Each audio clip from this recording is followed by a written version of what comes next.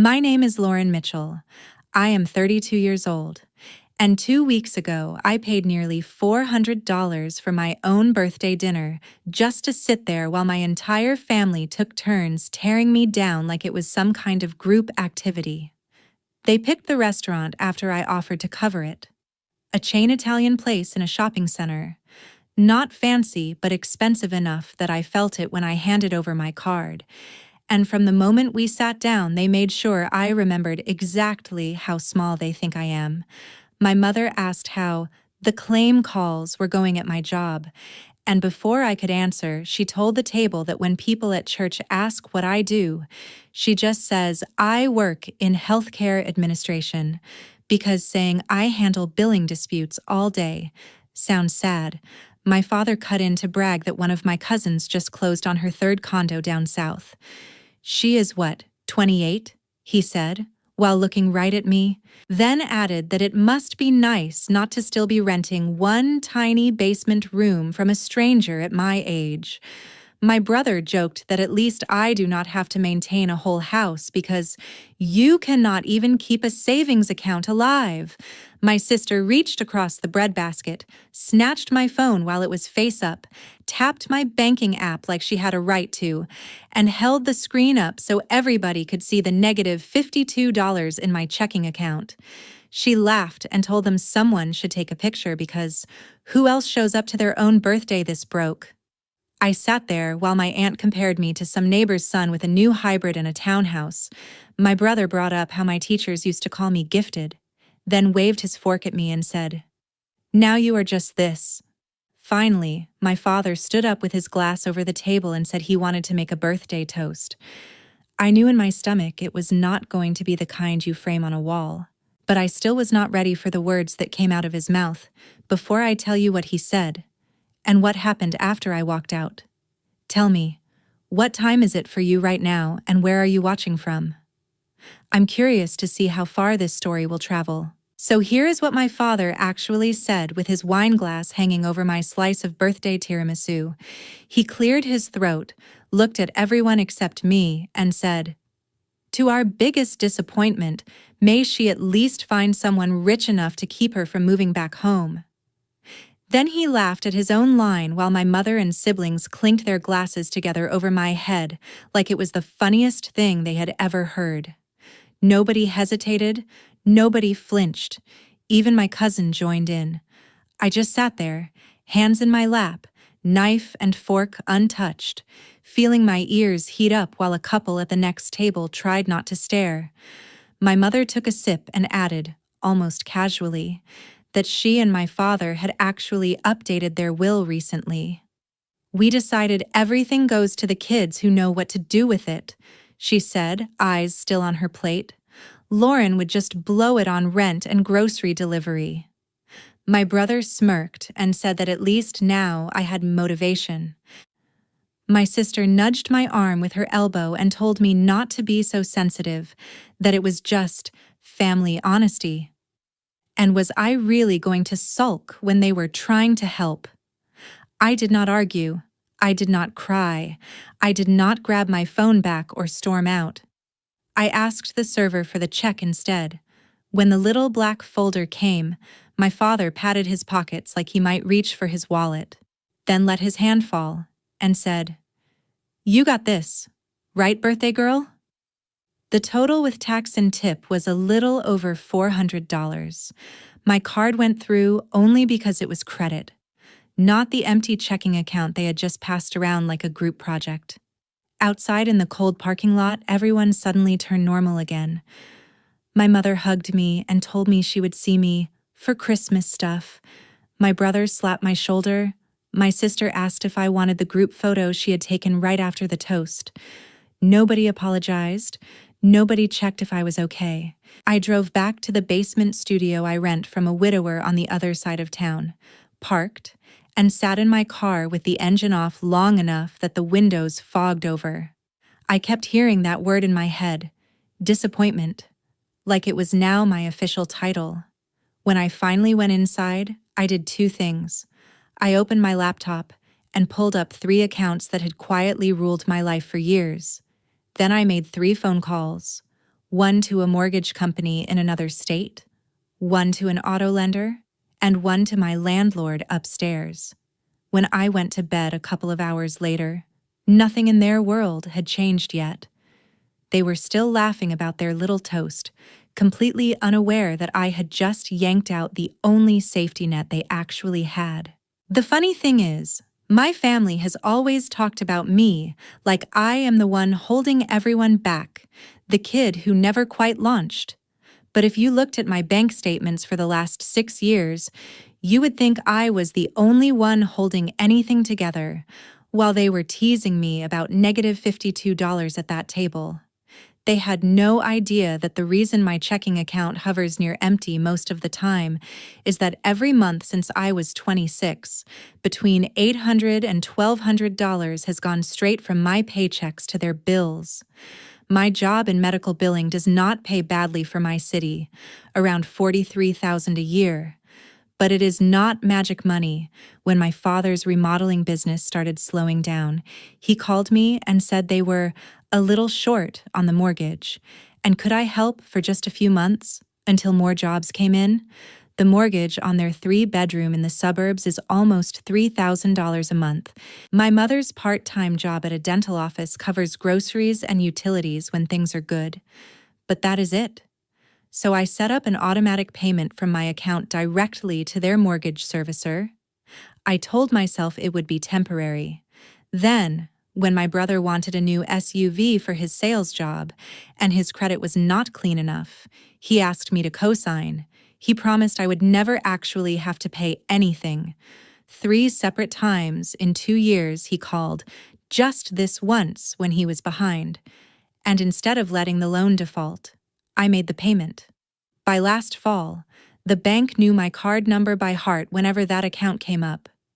Meanwhile, my mother insisted I never mention any of this to my brother and sister because it would only cause drama.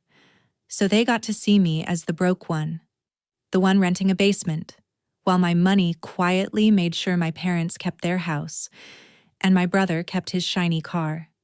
After the dinner, I went quiet. I did not answer my mother's texts about picking a day for our little family Christmas. I let my father's missed calls pile up without listening to the messages where he said they were just joking around. My sister sent me screenshots from that night, the one with my bank balance circled in red like some kind of meme. My thumb hovered over the reply button more than once, but I did not give them anything. At work, I kept my headset on, processed claims, and ignored the buzzing phone face down in my drawer. On day 10 after the dinner, my mother sent me a long message about how she was concerned that I was being distant and how family should not let misunderstandings fester. She did not mention the toast, or the will, or the fact that they had laughed while she called me a waste of an inheritance. Day 15, my father left a voicemail saying they had something important about the house they needed to talk about. But still, no one said the word sorry. Then, 20 days after that dinner, I sat on my lunch break, finally counted and realized that between my parents, my brother, my sister, my aunt, and my cousin, they had sent me 148 messages in every possible channel: text, voicemail, social media, email, all demanding to know why I was ignoring them, asking what I had done, warning me about consequences. They were spiraling, and they still did not know the one simple fact underneath it all.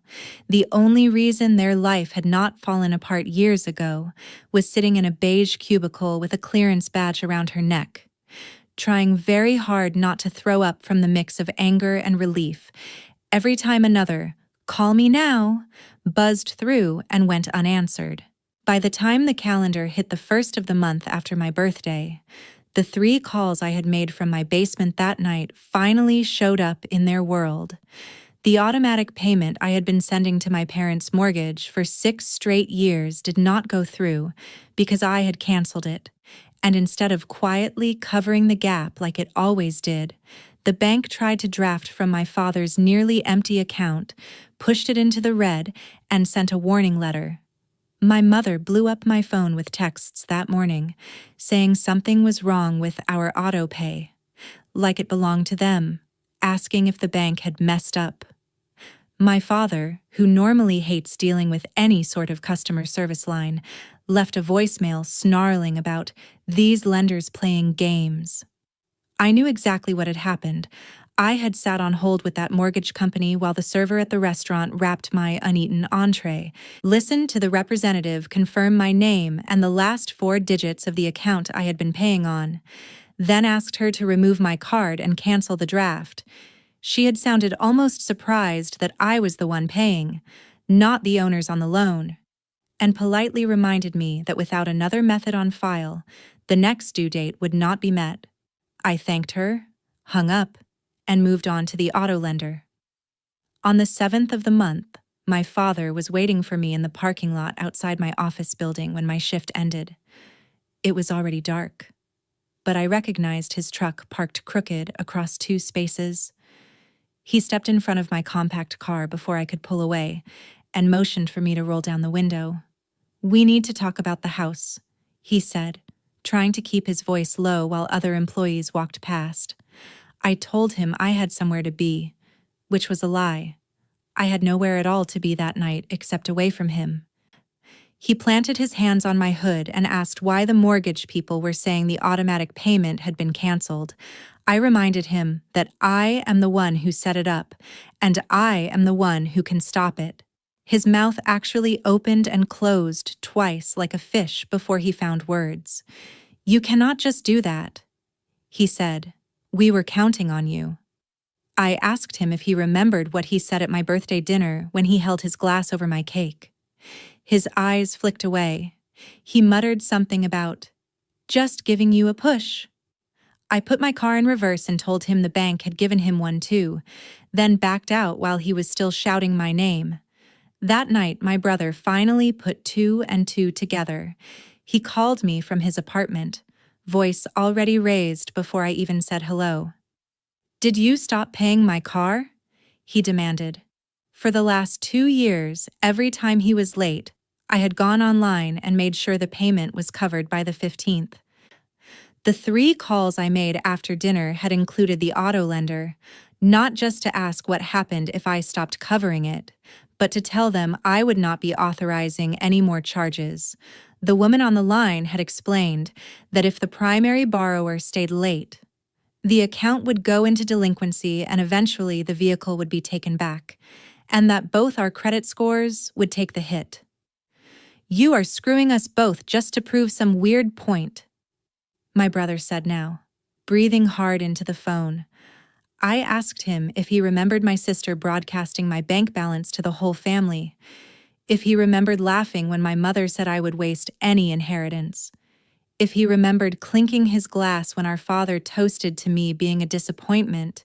He said they were just messing around, that I am being dramatic, that family has always joked like that. I told him that from this month forward, he would find out what it feels like to be treated like an actual adult. Then I hung up before he could spin it back around.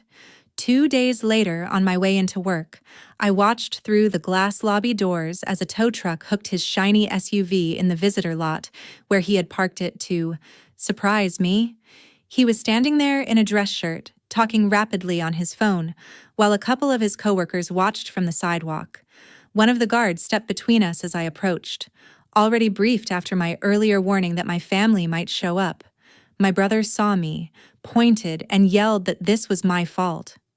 But I just flashed my badge, walked past, and sat down at my desk, knowing that for the first time since I had signed my name next to his on that loan, the consequences of his choices were finally landing where they belonged. The week after the tow truck hauled my brother's SUV away, my life in that basement studio started to feel less like a home and more like a trap that kept me within driving distance of people who thought nothing of using me as an ATM they could insult. So I knocked on the door upstairs and told Patrick, my landlord, that I would be moving out by the middle of the next month. We had been on a month-to-month arrangement for a while. He is a widowed high school teacher who rents out the finished basement to cover extras. And when I told him I was leaving for work stuff, He asked only that I give him a firm date. He even offered to write me a reference for future landlords. I went back downstairs and paid for 3 weeks at an extended stay hotel across town. Using part of the money I had tucked away in an online savings account my family did not know exists. Nearly $19,000 built slowly over 3 years by living cheap while sending them most of what I made. The move out itself was quick. Everything I own fits into the back of my small car, 2 suitcases, some plastic bins, a thrifted bookshelf. I left a lamp behind for the next renter. By the time my mother figured out I was gone, it was because she had driven over to ask me in person why her mortgage company was now charging late fees. Patrick texted me later that day saying a woman had shown up asking for me, said she was my mother, and when he told her I had moved out, she pushed for where? For my new number. Even tried to peek past him down the stairs. He told her politely that he could not share a former tenant's information, not out of loyalty to me, but because that is just how he does things. My mother responded by sending me a string of texts calling me cold, selfish, ungrateful, and demanding I explain what I had done to their accounts. My aunt started calling from her salon between haircuts, leaving voicemails about how I was destroying my parents when I did not answer. She sent a message telling me that her daughter Megan, the same cousin held up at my birthday as the gold standard, was shocked I would abandon family.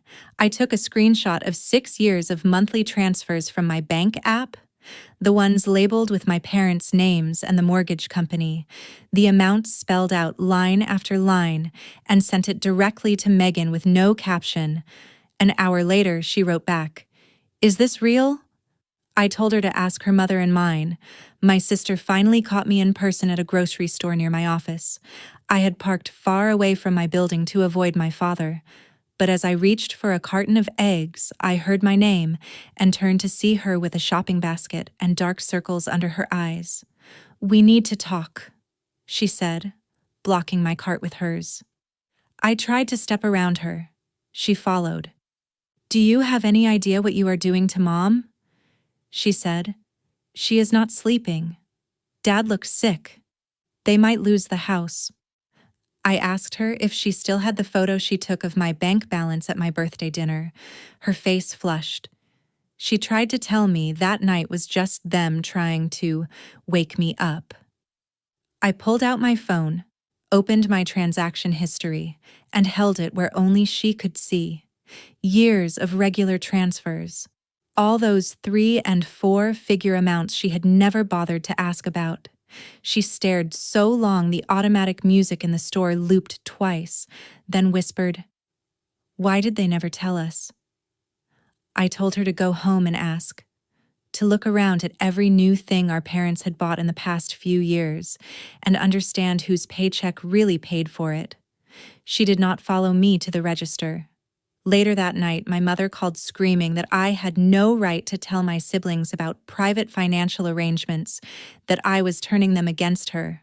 But each time she hurled another accusation, all I heard was her voice over my birthday cake, telling a table full of people that anything she left me would just be wasted.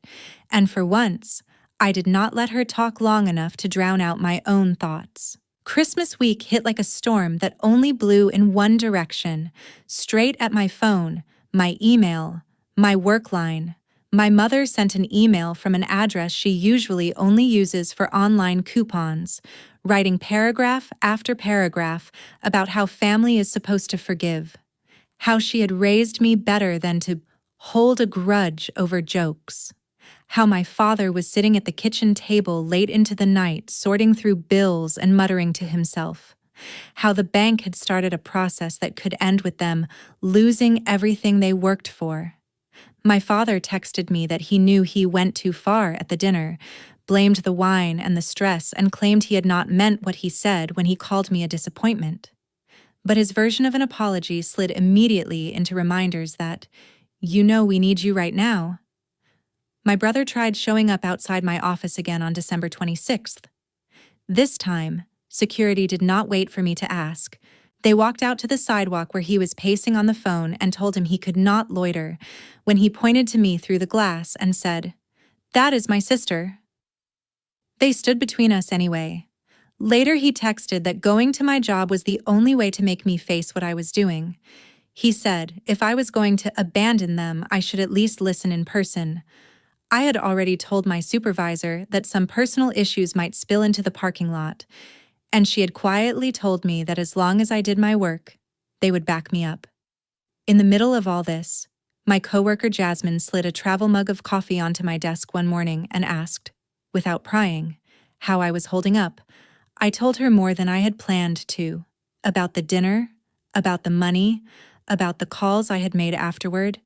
She did not tell me I was overreacting. She did not suggest I sit down and talk it out with people who had just humiliated me. She asked me a different question. If they were not related to you, would you ever tolerate this? When I said no, she told me about a fully remote position a friend of hers had mentioned at a tech-adjacent company in another state. Better pay, more room to move up. She forwarded me the listing and sat with me on my lunch break while I rewrote my resume over the next week, sandwiched between angry messages about foreclosure notices and emotional blackmail about ruining Christmas. I had 3 video interviews from the little desk in my hotel room, my laptop propped on a stack of takeout menus. While my family was lighting their tree without me for the first time, I was answering questions about denial codes and workflow management with a neutral bookshelf in the background. When my aunt called on Christmas Eve to say she was ashamed of me, told me I had so much potential, and had thrown it away to answer phones in a cubicle, I almost laughed, not because it was funny, but because she was still repeating the same script about my wasted promise even as the result of that promise, my steady if unimpressive career, was the only reason her sister had stayed in a house that now felt like it was built on my back. I told her calmly that in 6 years, I had sent over $70,000 to my parents, that my brother's repossessed SUV had my name on the paperwork, that every time my mother flashed a new tablet or my father bragged about their trip to Florida, it was my card that had freed up their cash. There was a long silence. Then she said, "They never said," like that excused anything. That night, as the hotel's thin curtains leaked colored reflections from someone else's decorations outside, I opened an email with the subject line, "Offer." And for the first time, I read a number that actually matched the amount of energy I have been pouring into work for years. The offer letter was dated January 9th. The base salary was $72,000 a year, fully remote, based out west in a city I have only ever seen on television. I took a deep breath, signed it electronically, and stared at the confirmation screen until my phone lit up again with my brother's name. I did not recognize the number because he had borrowed someone else's.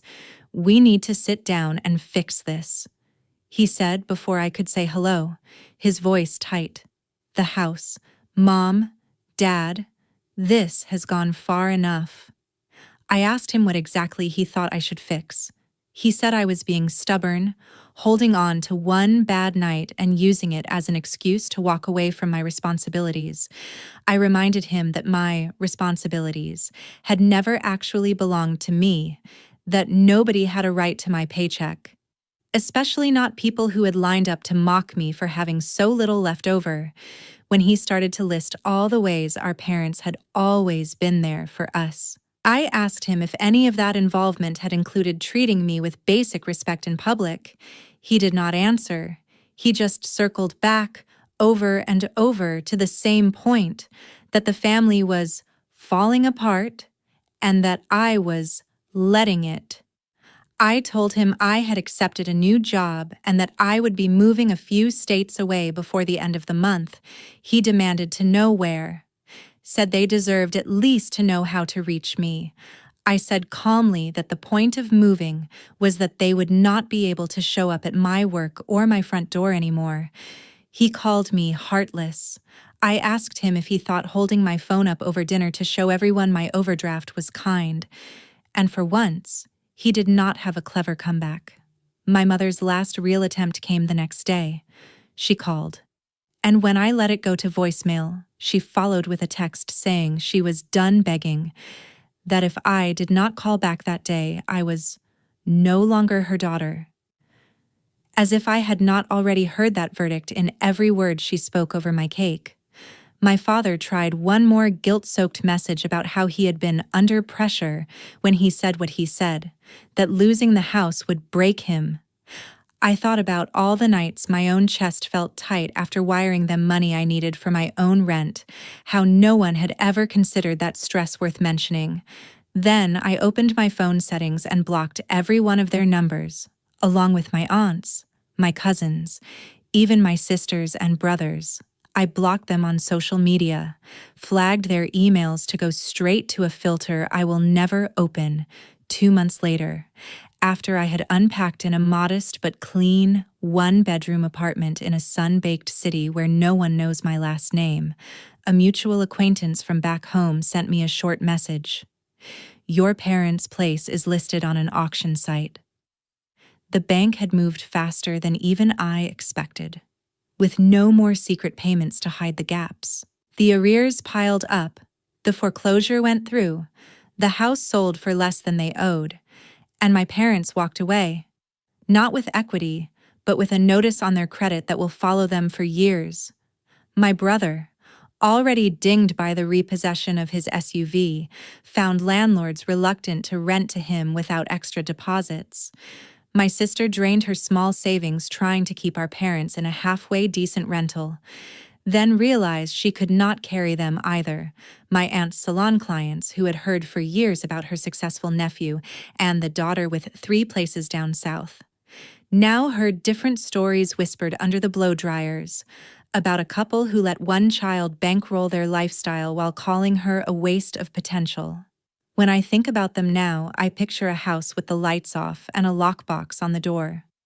A place that stood for decades as the symbol of everything they were proud of, reduced to a line on someone else's investment sheet. And I ask myself the question I wish someone had asked me years ago. What do you owe people who only loved the version of you that kept them comfortable? I do not feel triumphant that they lost so much, but I do feel something they never gave me: peace. They spent years telling me I was their biggest disappointment. It turns out the real shame was how quickly their world collapsed once the disappointment finally chose herself. Said the bank started foreclosure proceedings. Is that real? I confirmed that they were behind and that the bank had likely sent a notice after 30 days late. She replied, "She is telling everyone you blindsided them." I asked her if my mom had also told everyone that I had been covering their mortgage for years. She sent 3 dots, and then, no, she kind of left that part out. Around that same week, my brother Eric showed up at the storage facility again. This time, security stopped him before he could reach the front door because the manager had flagged his earlier scene in the parking lot. He texted me afterward calling me pathetic for getting security involved, implying that protecting my workplace boundaries was somehow a betrayal. My sister Megan, who had been quiet since our parking lot confrontation, finally reached out again, this time with a more subdued tone, asking if I would meet her at a coffee shop near the mall. I agreed, more out of curiosity about what version of the story my parents were now spinning than anything else. She showed up looking drained, ordered a drink with shaking hands, and said, "They are going to lose the house. They got another letter. I heard Dad talking about maybe declaring bankruptcy. They keep saying if you would just forgive them and go back to how things were, they could fix it." I asked her if she genuinely believed that the solution to years of being disrespected was for me to quietly resume sending my paycheck to the same people who had mocked me with that negative balance screenshot. She did not answer directly, just said, "I do not know what else to do." And that was the thing. They had never even considered adjusting their own spending, selling things, downsizing, asking the children they were proud of to step up.